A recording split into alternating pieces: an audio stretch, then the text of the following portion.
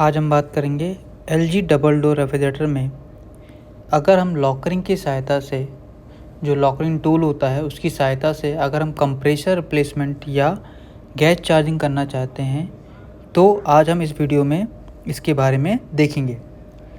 Double door का जो video है वो आपको इसमें मिलेगा, इसमें सारी इन्फॉर्मेशन आपको मिल जाएगी। सिंगल डोर के लिए आपको हमारे चैनल पे आपको इसका वीडियो मिल जाएगा। जैसे आप देख पा रहे हैं ये यूनिट का बैक साइड है। बैक साइड पे हमने इसका पंपिंग चेक करा था तो इसमें पंपिंग लेस का इशू था, तो हमने इसका पॉइंट वगैरह कट करने के बाद हमने इसको डिस्कनेक्ट कर दिया है सारी चीज़ें। अब डिस्कनेक्ट करने के बाद आपने सारे पॉइंट को रिमूव कर लेना है। रिमूव करने के बाद जो पॉइंट थे उनको क्लीन कर लेना है। जैसे हमने यहाँ पे टेपिंग वगैरह कर रखी थी पाइप पे, उन सभी पाइप को आपको सैंड पेपर से या फाइल से इसको क्लीन कर लेना है।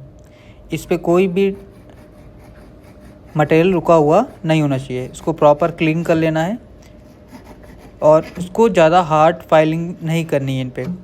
जब आपको इस चीज़ का ध्यान देना है, जब भी आप इनको क्लीन कर रहे हैं तो बहुत हल्का सा प्रेस करके आप इसको क्लीन करेंगे। अगर आप ज़्यादा हार्ड प्रेस कर दोगे तो इस पर बहुत ज़्यादा स्क्रैचेस पड़ने से वो लॉकरिंग मिस भी हो सकती है। तो जैसे आपने देखा यहाँ पे कंडेंसर पाइप, सक्शन पाइप, इसको सैंड पेपर से क्लीन कर लिया है।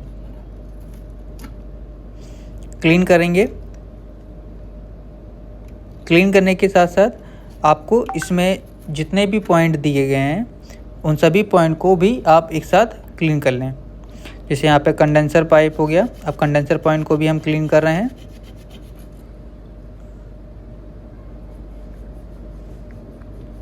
इस तरीके से आप इसको क्लीन करेंगे।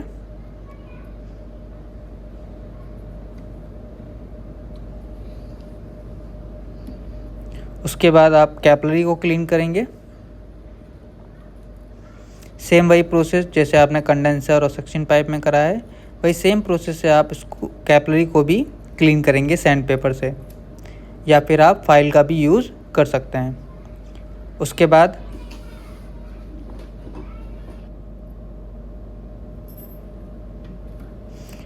जहाँ पर भी कंप्रेसर लगा हुआ उसको प्रॉपर क्लीन कर लेंगे।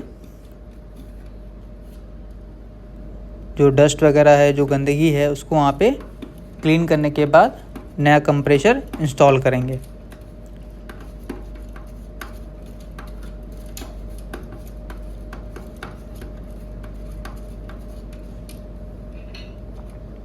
जैसे आप देख पा रहे हैं तो ये प्रोसेस हमने यहाँ पे क्लीन कर दिया है।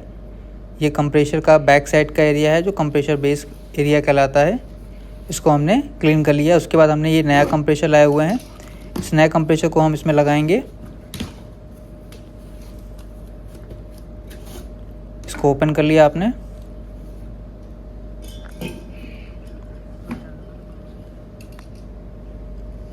ये कंप्रेसर इसका पुराना कंप्रेसर है और ये इसका नया कंप्रेसर है।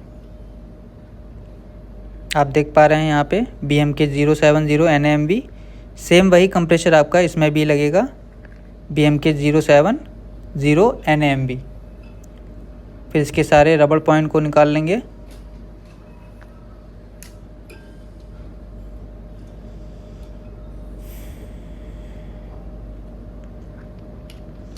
सभी पॉइंट को एंगल वाइज सीधा कर लेंगे। कई बार ट्रांसपोर्टेशन में ये पाइप हल्के से बैंड हो जाते हैं, तो उन पॉइंट को सीधा कर लेंगे और उनके ऊपर जो रबड़ लगी हुई है उसको निकाल लेंगे।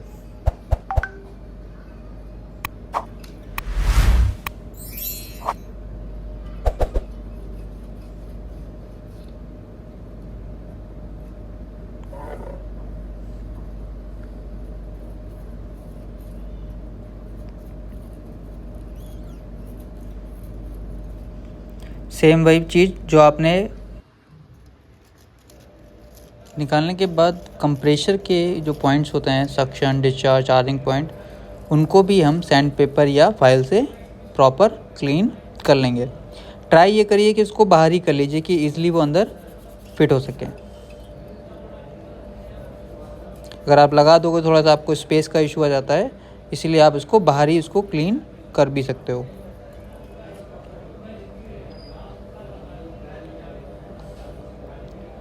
इस तरीके से क्लीन कर लेंगे। क्लीन करने के बाद वापस से इसको रिफिट करेंगे। कंप्रेसर को लगाएंगे अब वहाँ पे कंप्रेसर बेस के पास। ग्रोमोट को प्रॉपर फिट करने के बाद उसको उसी ग्रोमोट के ऊपर फिट करेंगे। इस तरीके से ग्रोमोट के ऊपर ये बैठ गया है और इसके ऊपर क्लैंप लगा देंगे।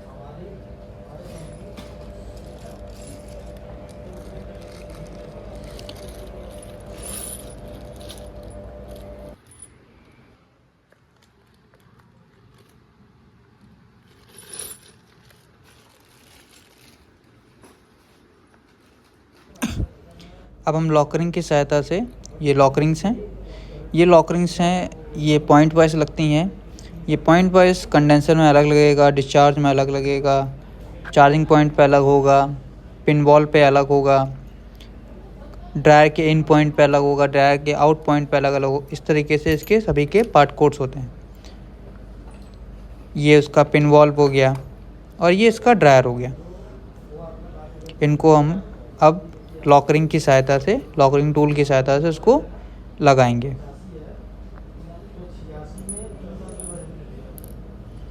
इस तरीके से ये रिंग्स होती हैं। ये एडेसिव है। एडेसिव को अब पहले हम पाइप पे डालेंगे। 1 से 2 ड्रॉप को आपको डालना है। उसके बाद उसी प्रकार से आपको कंप्रेसर पॉइंट पे भी वही सेम चीज़ 1 से 2 पॉइंट डालने के बाद रिंग को उसमें फिट करना है और उसको चारों तरफ इसको घुमा देना है। इस तरीके से उसको घुमा देंगे। देखिए इस तरीके से घुमा दिया। अब इसका एक सपोर्ट लेकर आप इसको पकड़ेंगे और इस लॉकरिंग टूल की सहायता से इसको हम लॉक करेंगे।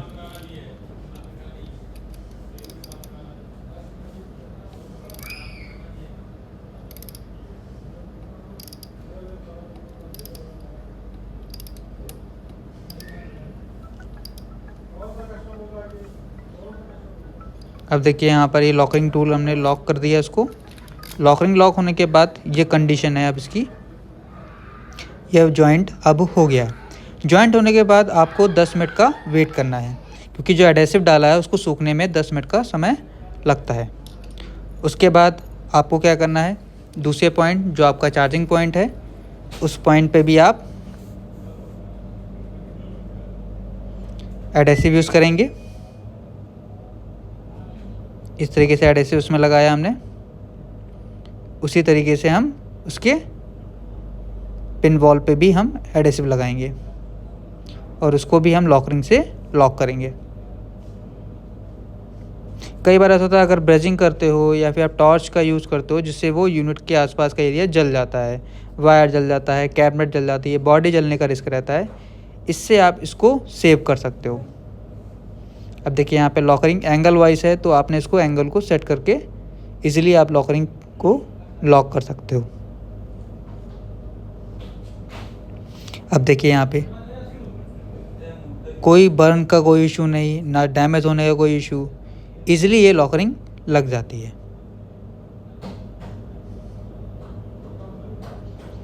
फिर आप ड्रायर का लगाएंगे, यूज़ करेंगे हम। ड्रायर हम यूज़ करते हैं 2 वे वैक्यूम करने के लिए यूज़ करते हैं, तो हम यहाँ पे ड्रायर साइड से भी वैक्यूम करेंगे और चार्जिंग पॉइंट से भी वैक्यूम करेंगे। एक्स्ट्रा पाइप है तो हमने इसको कट कर दिया है।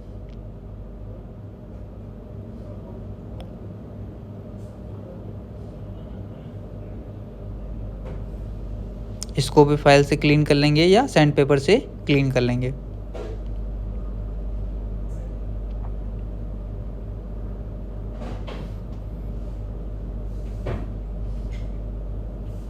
दूसरे पॉइंट को भी सेम वही तरीका सैंड पेपर या फाइल से इसको क्लीन कर सकते हैं।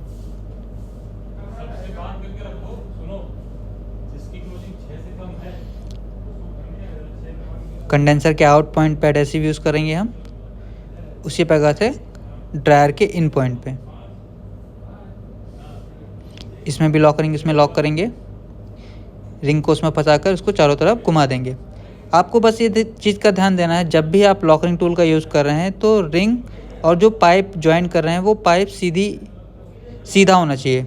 अगर वो उसका लोकेशन टेढ़ी मेढ़ी है तो वो लॉकरिंग स्लिप हो जाएगी। देखिए यहाँ पे कुल स्ट्रेट है लॉकरिंग, तो ईजिली वो फिट हो गई। देखिए यहाँ पे ईजिली ये लॉकरिंग लॉक हो गई। इसी जगह पर अगर आप ब्रेजिंग कर रहे होते हैं तो आपको ये एरिया कहीं प्लेट लगाना है, किसी से हेल्प लेने की ज़रूरत पड़ती है। आपको इसमें हेल्प लेने की ज़रूरत भी नहीं पड़ती है। कैपिलरी को पोर को ओपन करेंगे। ओपन पोर को चेक कर लेना है। पोर को चेक करने के बाद सेम वही प्रोसेस रिंग की सहायता से, रिंग देखिए हमने इस तरीके से उसमें लॉकरिंग में फंसाया। हमने रिंग को हमने कैपिलरी में फंसा दिया और एडेसिव यूज़ करा हमने यहाँ पे। सेम वही प्रोसेस ड्रायर के आउट पॉइंट पे।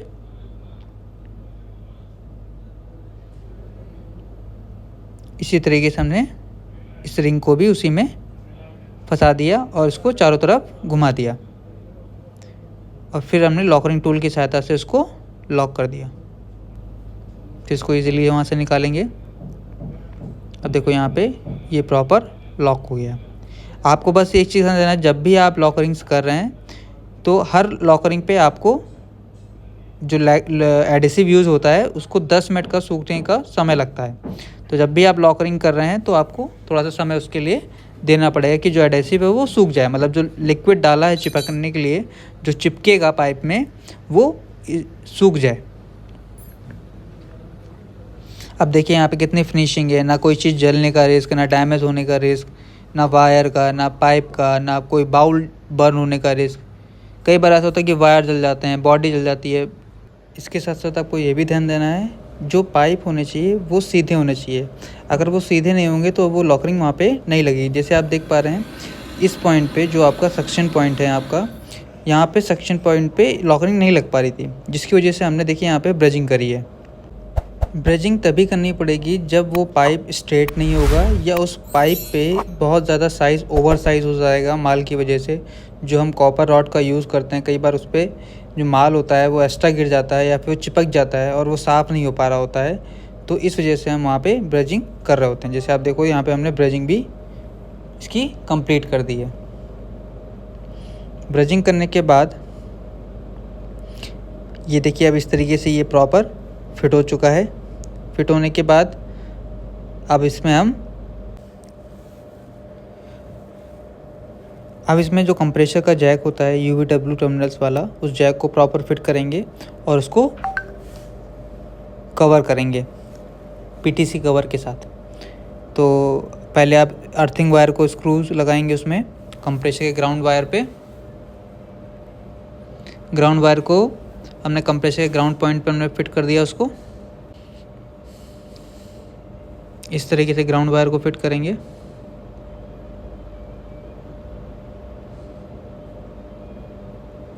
ये बेस में और कंप्रेसर के ग्राउंड में लगेगा।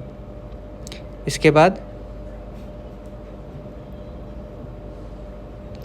PTC कवर को लगाएंगे।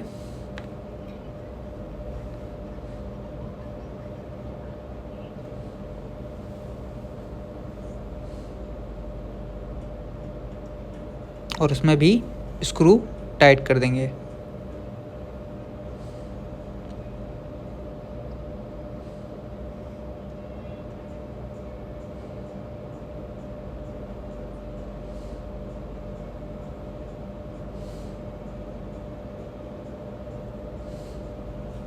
जब भी PTC कवर बैठा रहे हैं तो वहाँ पे लॉक होता है, उस लॉक पे प्रॉपर जब बैठ जाएगा तो ईजिली स्क्रू उसमें टाइट हो जाता है।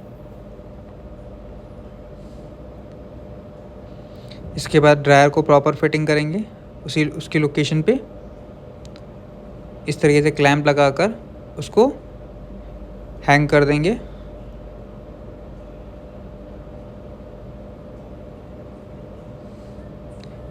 कंप्रेसर के क्लैंप लगा दिए हैं अब हमने कि वहाँ पे जो वाइब्रेशन है उससे वाइब्रेशन से वो कंप्रेसर निकल ना जाए। वहाँ पे प्रॉपर लॉक कर देंगे। अगर ये लॉक नहीं लगा होगा तो वाइब्रेशन होने लगेगा और जिससे कंप्रेसर में नॉइज़ के इश्यूज़ आपको मिल सकते हैं। अब हम इसमें वैक्यूम करेंगे। वैक्यूम हम 2 वे करेंगे, मतलब लो साइड अलग वैक्यूम होगा और हाई साइड भी अलग वैक्यूम करेंगे, मतलब लो साइड और हाई साइड दोनों एक साथ वैक्यूम हम इसमें कर सकते हैं। तो कैसे करेंगे, देखिए ये आपके चार्जिंग पॉइंट पे चला जाएगा,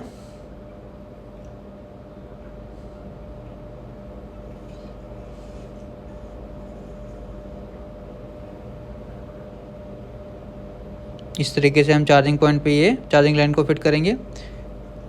ये इसका इन पॉइंट है, तो वैक्यूम पे चला जाएगा ये,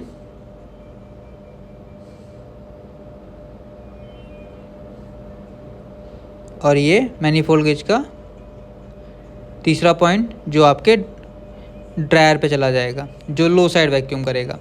जो चार्जिंग पॉइंट था उस पे आपका हाई साइड वैक्यूम होगा, और ऊपर साइड पे जो ड्रायर पे लगा हुआ है वो लो साइड वैक्यूम करेगा। जब कभी भी आप कंप्रेसर रिप्लेस या गैस चार्जिंग कर रहे हैं तो मिनिमम आपको 45 मिनट वैक्यूम करना ज़रूरी है। आपको मिनिमम 45 मिनट वैक्यूम करना है और -30 Hg तक आपको उसको वैक्यूम करना है। -30 Hg आपको, तो ये -30 Hg तक आपको करना होता है। ये आपको मैनीफोल्ड गेज पे भी शो करेगा। आपको एक चीज़ का ध्यान देना है, -30 Hg वो तुरंत भी आ जाता है, तो आपका ये इसका मतलब ये नहीं है कि वहाँ पे वो वैक्यूम हो गया है। तो आपको एक चीज़ समझनी है, जब भी आप वैक्यूम कर रहे हैं तो -30 Hg आपको उसके अंदर वैक्यूम करना है। आप देखिए यहाँ पर इस तरीके से ये सुई नीचे डाउन होती जा रही है।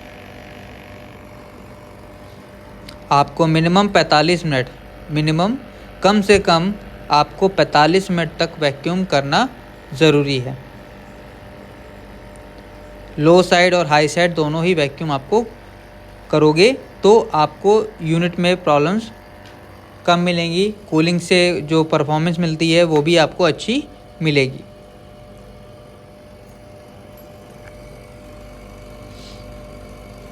देखिए यहाँ पर -30 Hg पॉइंट पे आ गया है ये। इसका मतलब ये नहीं, बट इसको आपको मिनिमम 45 मिनट को चलाना ही पड़ेगा। अब देखिए यहाँ पर 45 मिनट कंप्लीट हो गए हैं। 45 मिनट कंप्लीट होने के बाद हमने वैक्यूम को बंद कर दिया है। सारे पॉइंट को हम ब्लॉक कर रहे हैं। जो आपका लो साइड पॉइंट था उसको हमने ब्लॉक कर दिया। अब आपने हाई साइड को बंद करा। हाई साइड को बंद करने के बाद हमने वैक्यूम को बंद कर दिया। वैक्यूम पंप पहले बंद नहीं करना है, पहले आपको पॉइंट बंद करने हैं, उसके बाद ही आप वैक्यूम बंद करोगे। अगर आप वैक्यूम पहले बंद कर दोगे तो जो वैक्यूम है वो टूट जाएगा। टूटने का मतलब वैक्यूम वो उसके अंदर लीक कर गया। अब आप इसके अंदर गैस डालेंगे, तो गैस डालने के लिए आपको यूनिट में मेंशन होता है कितना वेट आपको उस गैस का उसके अंदर डालना है। जैसे आप देख पा रहे हैं, आप रेफ्रिजरेंट लिखा हुआ है R600 70 ग्राम, तो 70 ग्राम गैस हम इसके अंदर डालेंगे। जैसे आप देख पा रहे हैं सिलेंडर पे जो वेट आ रहा है वो 356 ग्राम है, तो 356 ग्राम यहाँ पे वेट है और 70 ग्राम गैस इसके अंदर हम डालेंगे। इस तरीके से हमने गैस यहाँ से रिलीज़ करी और फिर वहाँ से वॉल ओपन करके हमने गैस को पहले पर्ज करा। पर्ज करने के बाद उसमें से जो चार्जिंग लाइन में एयर थी उसको रिलीज़ करा। उसके बाद हमने गैस को रिलीज़ कर दिया है यूनिट में। जब कभी भी आप गैस डाल रहे हैं तो उसको ऑफ कंडीशन में ही डालना है, ऑन कंडीशन में गैस नहीं डालनी है आपको। और जब भी आप गैस चार्जिंग कर रहे हैं तो आपको लिक्विड चार्ज करना है, सिलेंडर को उल्टा करके ही गैस को चार्ज करना है। फिर सिलेंडर देखिए हमने बंद कर दिया, फिर वॉल को बंद करा, जो मैनीफोल्ड गेज है उसको बंद करने के बाद अब हम सिलेंडर का दोबारा से वेट करेंगे कि गैस कितनी उसके अंदर गया है। अब देखिए यहाँ पर जो वेट आ रहा है वो आ रहा है 274 और जो गैस होनी चाहिए थी वो 286 ग्राम होनी चाहिए, जिसमें से आपको लगा है कि इसमें से 10 ग्राम जो है वो पर्जिंग में गैस, 10 से 12 ग्राम जो गैस है इसमें वो पर्जिंग में यूज़ हुई है। इस तरीके से आप इसमें ऑफ कंडीशन पे ही आपको गैस को फिल करना है और उसके बाद ही आपको रेफ्रिजरेटर को ऑन करना है। अब देखिए हम यूनिट का पावर ऑन करेंगे।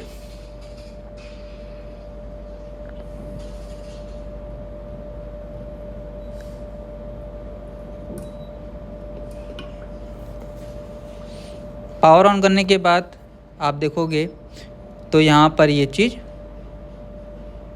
शो कर रही है। ये इसका स्टैंडिंग प्रेशर दिख रहा है आपको।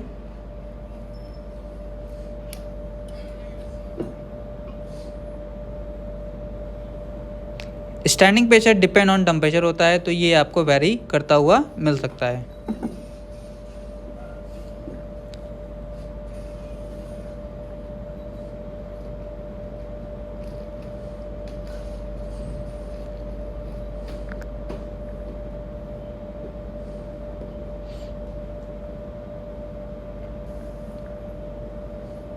अब देखिए जैसे कंप्रेसर स्टार्ट हुआ तो ये स्टैंडिंग प्रेशर रनिंग प्रेशर में आने लगा। अब देखिए यहाँ पे प्रेशर आ जाएगा। अब देखिए यहाँ पर जो प्रेशर आ रहा है वो धीमे धीमे ड्रॉप हो रहा है। यहाँ पर जो बैक प्रेशर आना चाहिए वो 0 से 1 के बीच में आना चाहिए।